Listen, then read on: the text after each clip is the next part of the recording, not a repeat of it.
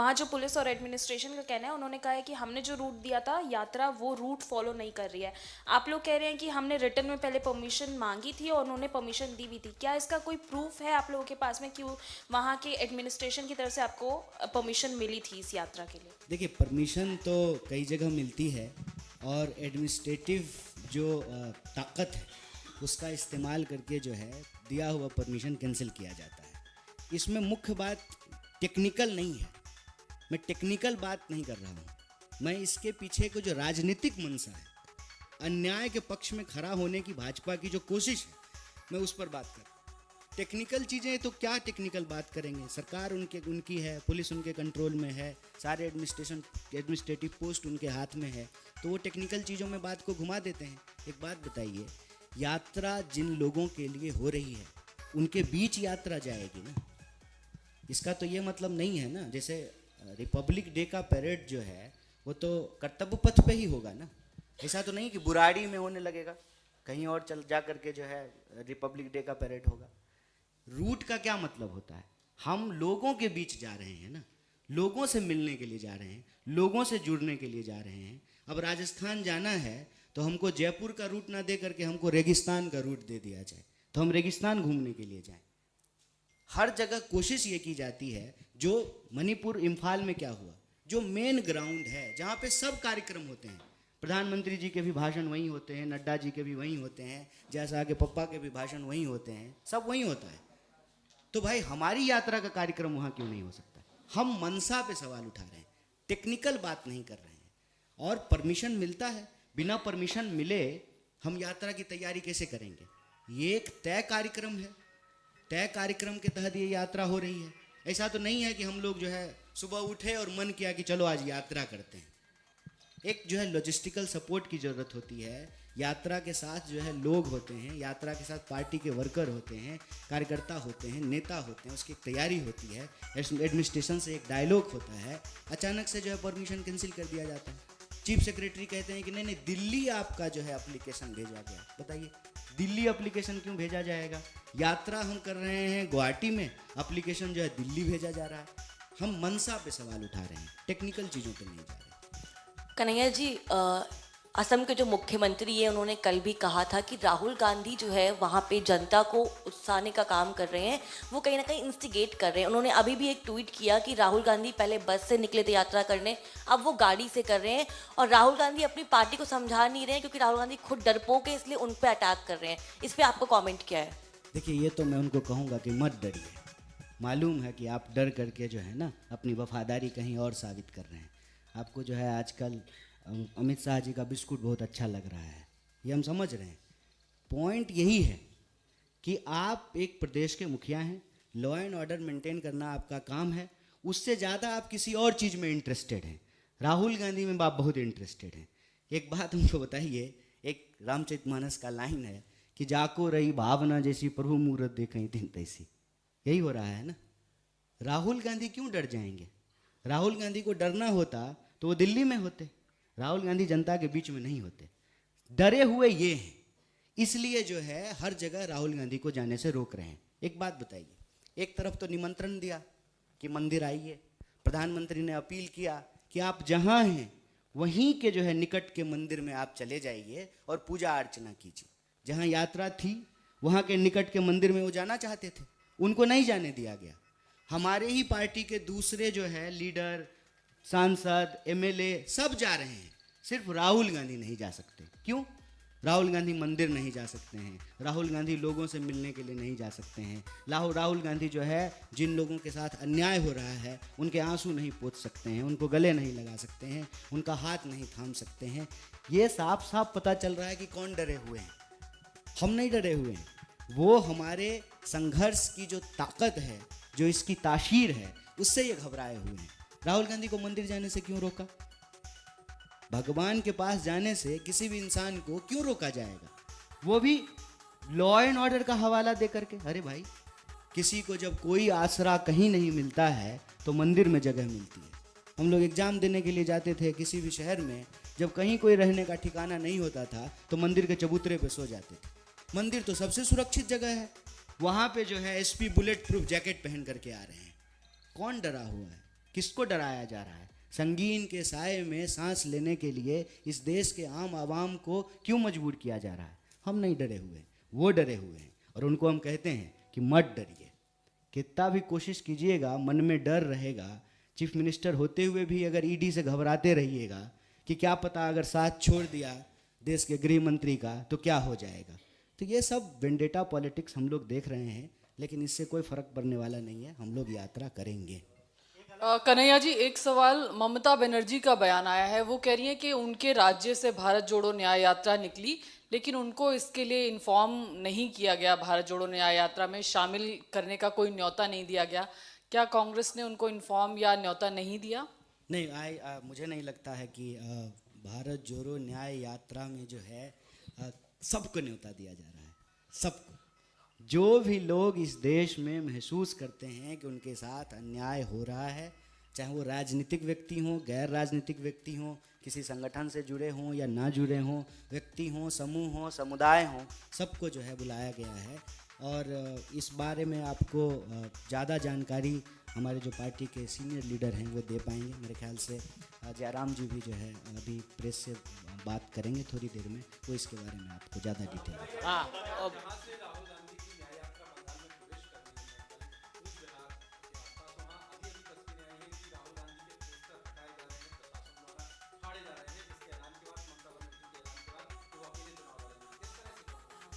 देखिए, चुनाव मैंने पहले ही कहा और हर बार हम लोग ये कह रहे हैं, चुनाव इस देश में होते रहते हैं और हम उम्मीद करते हैं कि देश में चुनाव होते रहेंगे।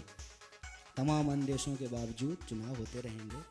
चुनाव का इस यात्रा से कोई संबंध नहीं है। तो हम बार बार आग्रह आप लोगों से भी करते हैं कि इस यात्रा को सिर्फ चुनावी चश्मे से ना देखा जाए।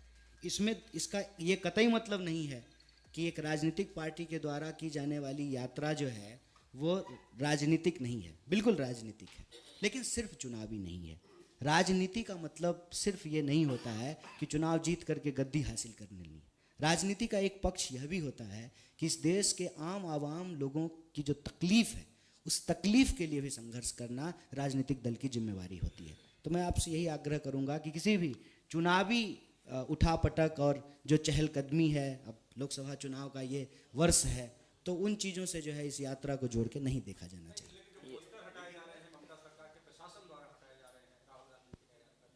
मैं पोस्टर तो हटाए जा रहे हैं, पोस्टर तो कई जगह हटाए गए हैं। अब वो प्रशासन हटा रहे हैं कि भाजपा के गुंडे हटा रहे हैं, यह तो जो है देखने का चीज़ है। हमने देखा है कि कई जगह जो है बीजेपी के लोग पोस्टर हटा रहे हैं, बीजेपी के लोग पोस्टर फाड़ रहे हैं। तो ये कौन लोग हैं, कौन पोस्टर हटाए हैं, मुझे इस बात की जानकारी है। कन्हैया इंचार्ज हैं, एआईसीसी इंचार्ज हैं एनएसयूआई के। आप कूच बिहार के एनएसयूआई के जिला अध्यक्ष ने ही बाकायदा इस बात की कंप्लेंट करी है कि टीएमसी के लोग पोस्टर बैनर राहुल गांधी की न्याय यात्रा के हटा रहे हैं। और दूसरी बात, आप चुनाव की बात करें तो आप दूसरे राज्य जहां भारतीय जनता पार्टी की सरकार है वहां तो आप कह रहे हैं ठीक है ये वेंडेटा हो रहा है, लेकिन यहां तो इंडिया गठबंधन का हिस्सा बता रही ममता बनर्जी खुद को। ऑल्दो उन्होंने ये कह दिया बंगाल में अकेले चुनाव लड़ेंगी, लेकिन इस पर क्या कहेंगे आप कि इंडिया गठबंधन के दल का ही एक रवैया न्याय यात्रा को लेके ऐसा है? देखिए, ये प्रेस वार्ता दो चीज़ के लिए है, मैं फिर से रीइटरेट कर देता हूँ। पहला, राहुल जी ने 5 न्याय की बात की है। 5 न्याय, युवाओं का न्याय, भागीदारी का न्याय, नारी का न्याय, किसान का न्याय और श्रमिक का न्याय। इस संबंध में हम आपको जो है जानकारी देने के लिए यह प्रेस वार्ता बुलाए हैं आप साथियों को। जहाँ तक यात्रा से जुड़ी हुई दूसरी चीज़ों की बात है, मुझे उस संबंध में जो है अभी कोई जानकारी नहीं है। हो सकता है अभी कोई जो है न्यूज ब्रेक हुआ हो और जो है आप उससे जो है जोड़ करके ये सवाल पूछ रहे हो, उसमें मैं आपको यही जवाब देता हूँ। इंडिया अलायंस, चुनाव, सीट शेयरिंग, कहाँ पे जो है कौन सी पार्टी की सरकार है, ये अपनी जगह पे है। इस यात्रा का उद्देश्य चुनावी नहीं है। इस यात्रा का उद्देश्य इस देश में जो अन्याय हो रहे हैं उस अन्याय के खिलाफ 5 न्याय को स्तंभ की तरह निर्मित करके न्याय की पुनर्स्थापना करना है। ये इस यात्रा का उद्देश्य है। बाकी कहाँ पोस्टर फाड़ा गया है, कहाँ जो है एफआईआर हुए हैं, कहाँ जो है यात्रा के ऊपर हमला हुआ है, मैं उस संबंध में यही कह रहा हूँ कि दुनिया की कोई ताकत, अन्याय चाहे कितना भी ताकतवर क्यों ना हो, न्याय की यह मुहिम नहीं रुकेगी, न्याय यात्रा जारी रहेगी। तो मोटे पर ही क्वेश्चन पूछना चाह रहा हूँ आपको, आप जो है न्याय जस्टिस को इस्टेब्लिश करना चाह रहे हैं, जस्टिस को इस्टेब्लिश करना चाह रहे हैं, लेकिन जो है 1991 के बाद जब से जो इकोनॉमिक रिफॉर्म्स लाए गए हैं तो हमारे देश में जो है इनइक्वालिटी जो है बढ़ती जा रही है। आज तो वो अपने पीक से भी आगे निकल चुकी है, तो किस तरह से आप न्याय कायम करेंगे? नहीं, ये जो इकोनॉमिक रिफॉर्म्स लाए गए हैं, कैपिटलिस्ट इकोनॉमी जो है हमने फॉलो किया है, उसके नतीजे में कि अमीर अमीर हो रहा है, गरीब गरीब हो रहा है, और उसके तो बड़े अगले जो है एग्जाम्पल सामने आ रहे हैं कि चंद जो है हमारे पास जो है बिलियंस की तादाद बढ़ रही है। तो किस तरह से आप वो न्याय कायम करेंगे, रीएस्टेब्लिश करेंगे? इकोनॉमिक इक्वल डिस्ट्रीब्यूशन की बात कर रहा हूँ, रिसोर्सेज की बात कर रहा हूँ, I am talking about that. न्याय कायम करने के लिए सीधी सी बात होती है अन्याय को समाप्त करना। अन्याय को समाप्त करके न्याय की स्थापना होती है। कि 5 तरह के जो अन्याय हम बता रहे हैं कि देश में हो रहे हैं, युवाओं के साथ, किसानों के साथ, महिलाओं के साथ, श्रमिकों के साथ, किसानों के साथ, और जो बहुसंख्यक आबादी है उसकी भागीदारी सुनिश्चित करके, इसको जो है यही जो अन्याय दिख रहा है, इस अन्याय को समाप्त करके न्याय की स्थापना होगी।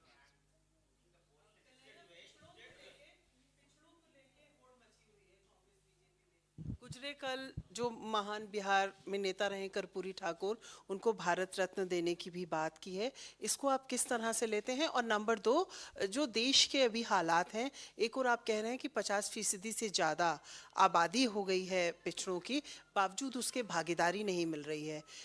तमाम दफ़ा 5 इलेक्शंस भी उस पर हुए, उसके नतीजे भी आए, तो चूक कहाँ हो रही है? सबसे पहले तो बड़ा अच्छा प्रश्न आपने किया। आज जो है जननायक कर्पूरी ठाकुर जी की जन्म शताब्दी दिवस है, और कल जो है सरकार ने उनको भारत रत्न देने की, मरणोपरांत भारत रत्न देने की घोषणा की है। हमारी पार्टी ने और श्री राहुल गांधी ने भी, उन्होंने इस फैसले का स्वागत किया है कि भारत सरकार जो उनको भारत रत्न देना चाहती है, इसका स्वागत किया है। और साथ ही साथ यह प्रश्न उठाया है कि आप यदि कर्पूरी ठाकुर जी को सच्ची श्रद्धांजलि देना चाहते हैं तो कर्पूरी ठाकुर जी का एक मॉडल है भागीदारी को लेकर के, जिसको बिहार में, मैं बिहार से आता हूँ, कर्पूरी मॉडल भी कहा जाता है। इस देश में जो काका कालेलकर की रिपोर्ट थी, उस रिपोर्ट के आधार पर ही कर्पूरी मॉडल भागीदारी का जो है को लागू किया गया बिहार के अंदर। और जो पिछड़ों में भी कमज़ोर हैं, वहाँ भी जो स्ट्रेटिफिकेशन है, उसको सुनिश्चित करने के लिए, भागीदारी सुनिश्चित करने के लिए उनका मॉडल जो है बहुत मशहूर है। और दूसरे राज्यों में भी अक्सर बिहार के कर्पूरी मॉडल की जो है बात की जाती है। उससे जोड़ करके ही तो हम लोग यह बात कह रहे हैं कि आप जनगणना कराइए। हर 10 साल में जनगणना होता था, सरकार जनगणना कराने को तैयार नहीं है, डेटा रिलीज करने को तैयार नहीं है। 2011 की जो जनगणना है उसका भी जो है रिपोर्ट नहीं जारी कर रही है, जो सोशियो इकोनॉमिक डेटा है। और अभी बार बार राहुल जी कह रहे हैं कि भागीदारी अगर आपको देना है तो पहले डेटा तो कलेक्ट कर लीजिए, पहले डेटा तो पता चले बीमारी कहाँ है, कहाँ दवाई लगानी है, ऑपरेशन कहाँ करना है, उसका एक्सरे करना तो ज़रूरी है। तो सरकार क्या कर रही है, इससे भाग रही है। लेकिन आप जानते हैं कि सरकार ने जो है इसकी अभी घोषणा की है। हम उम्मीद करते हैं कि इससे जुड़े हुए, कर्पूरी ठाकुर मॉडल से जुड़ी हुई जो सामाजिक न्याय की मांग है, सरकार उसको भी लागू करेगी। सरकार जो है भागीदारी सुनिश्चित करने के लिए सबको गिनेगी, जातिवाद को समाप्त करेगी, भारत को जोड़ करके रखने का काम करेगी, ऐसा हम उम्मीद करते हैं। और हालांकि ऐसा होता हुआ दिखाई देता नहीं है। हम सब जानते हैं कि बीजेपी जब कोई इस तरह का कार्य करती है तो उस पे पीछे कहीं ना कहीं जो है उसका चुनावी गणित होता है, लेकिन हम उन चीज़ों में नहीं जाना चाहते। ये अगर किया गया है, यह एक स्वागत योग्य कदम है और इसका हम पार्टी की तरफ से स्वागत करते हैं। और हमारा यह मानना है कि कोई भी सामाजिक न्याय के जो योद्धा हैं, उनको सबसे बड़ा सम्मान ये होगा कि जब हम उनकी विचारों को, उनकी राजनीति को, उनके संघर्ष को, उनके मुद्दों को जो है समाज में लागू करें।